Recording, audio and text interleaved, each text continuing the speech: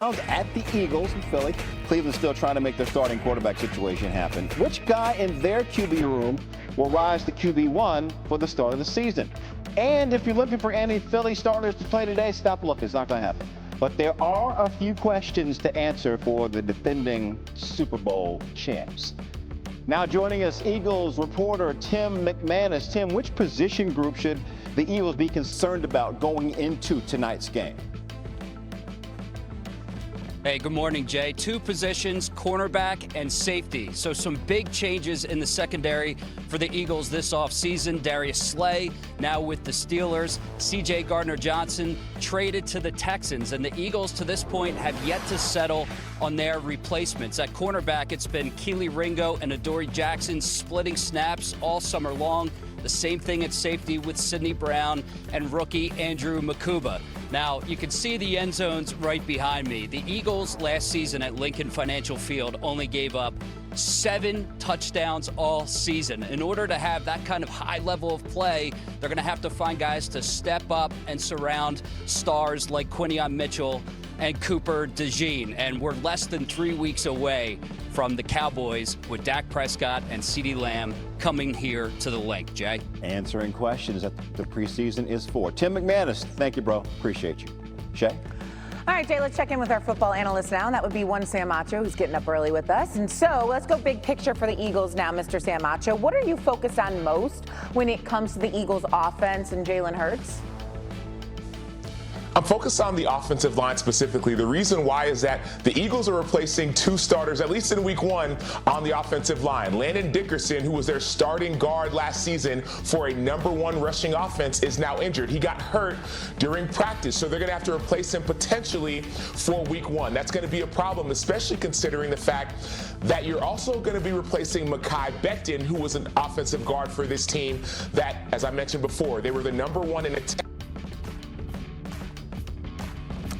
All right, so Sam Macho, a little bit frozen. Worried about Jalen Hurts. Okay, go ahead. Cool. There, we got you back. Oh, Ooh, there it is. There he is. There it is. The point is, O-line needs to get situated. That's it, and that's all.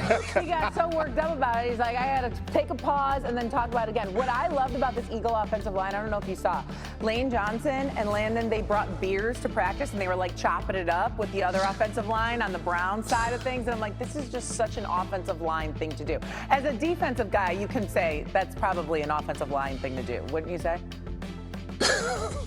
I agree. Definitely the camaraderie around offensive linemen, I really understand and respect it. I don't like offensive linemen, but I respect them. Yeah, I get that. You get to, push them down and all this. Sam Macho, thank you for waking up early. We'll fix your Wi-Fi. Bye. All right, now on the other side of this game, it's the Browns and reporter Daniel Oyefuse joining us out. Daniel, both rookie QBs in Cleveland dealing with injuries. So what's the latest on the health of Dillon Gabriel and Shedeur Sanders? Good morning, Jay. We'll start with Shedeur Sanders, who we're not going to see an encore performance from today. He's being held out because of an oblique strain that he suffered last Wednesday. The Browns say that he's day-to-day, but there is some hope that he'll be able to return to practice next weekend in time for that preseason finale. He's just getting some treatment and some rest in the meantime. Now, as for fellow rookie Dillon Gabriel, he's been dealing with his own injury, hamstring tightness, that kept him out of last week's preseason opener. But there is some optimism that he'll be able to start today's game. He's just going to be evaluated this morning before getting the all-go. If he's cleared, he'll start. We'll see a lot of him and Tyler Huntley behind him, but if not, it will just be Tyler Huntley as the only other available quarterback to play today. All right, Daniel, we appreciate you. Thank you so much. Now, let's send it back over to Shay. All right, Sam. So the Browns quarterback situation has been one that we're obviously been monitoring really closely. So many QBs, and now they've got injury issues to add on top of that. How do you think the Browns have handled that quarterback situation? I think the quarterback situation is actually handling itself. The Browns are letting the quarterbacks play it out, but the quarterbacks who are available are showing what they can do. We saw last week, Shedeur Sanders was healthy. Kenny Pickett and Dillon Gabriel weren't. Shedeur Sanders shined. He had another opportunity this week, but now Shedeur Sanders is injured. So this is not going to be a situation where the Browns have to pick. The quarterbacks will choose themselves and decide themselves based off of their availability and how they play. If Dillon Gabriel shines again, he would climb up the depth chart. If not, Shedeur may have another opportunity down the line to show what he can do as number 2. And Shedeur definitely did shine. He played 45 snaps in his Saturday's NFL preseason action, starting with the Browns visiting Philly, where Shedeur Sanders out with an oblique strain. Third-round pick Dillon Gabriel likely the starter after he missed last week's game with a hamstring injury.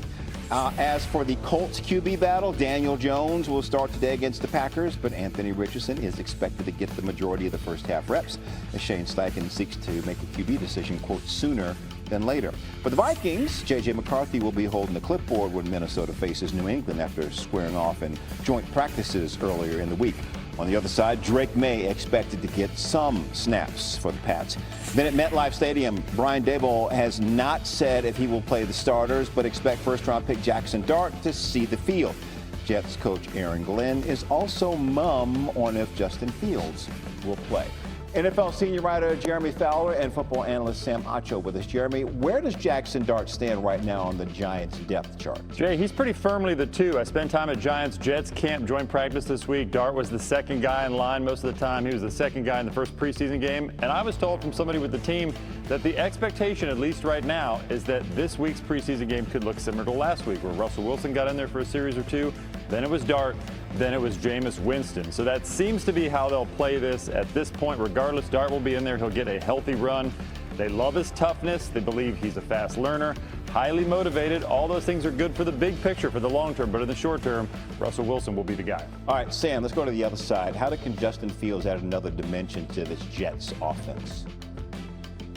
The best thing he can do is to continue to win from the pocket. He wants defenses to fear him not only as a runner but as a passer. In last week's preseason game, we saw Justin Fields do it with his arm but also a touchdown with his legs. So what needs to happen is Justin Fields needs to continue to rely on his athleticism when he needs it, but not every single time. Win from the pocket, make defenses fear you as a passer. That'll add a new dimension to his game and a new dimension for this offense. All right, Jeremy, we got the Vikings and the Patriots, but no J.J. McCarthy. Yeah. How is he growing into the role of QB1 for the Vikes? He had a good week. He was great against the Patriots in a joint pad practice. He was on a bit of a heater, was throwing the ball well. The Vikings were, hoping that over time he would throw with a little more touch because everything was a fastball early on in camp, but he has improved that. He's worked on it. Different clubs in the bag, so to speak. You know that with your golf game. So he's working on that, looking good. And I talked to Kevin O'Connell when I was at their camp. He said that he has galvanized the entire offense with his enthusiasm and his leadership. So they know they have the right guy for the position from a mental makeup, and they know he has the ability to do it.